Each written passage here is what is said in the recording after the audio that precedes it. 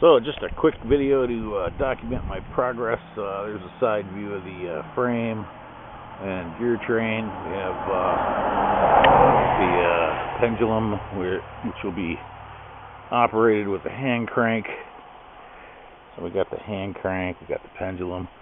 Going to gears, there's a bunch of one-way bearings on this gear at that location, so that as it swings back and forth, it'll only drive the gear train in one direction. That's the plan, anyways. Nothing's tightened down, but it's pretty fascinating the way it responds.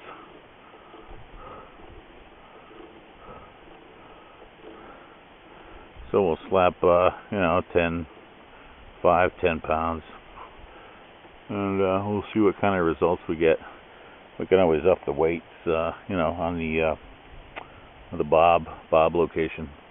So, and also there's enough room to add, what is it, 1, 2, I think that's like a 1 to 6 at this point. We may be able to go 1 to 9.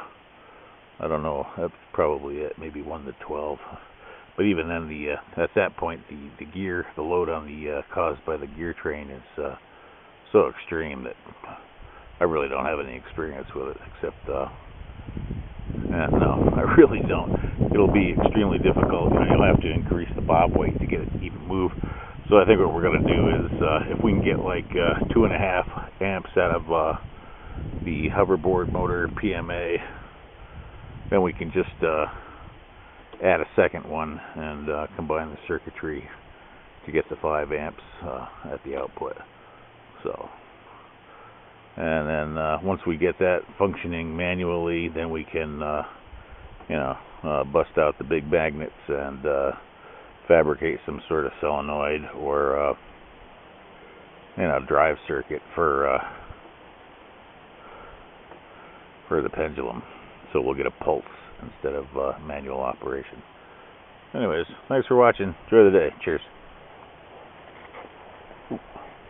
Man, it's so humid. But there we go. Have a great day.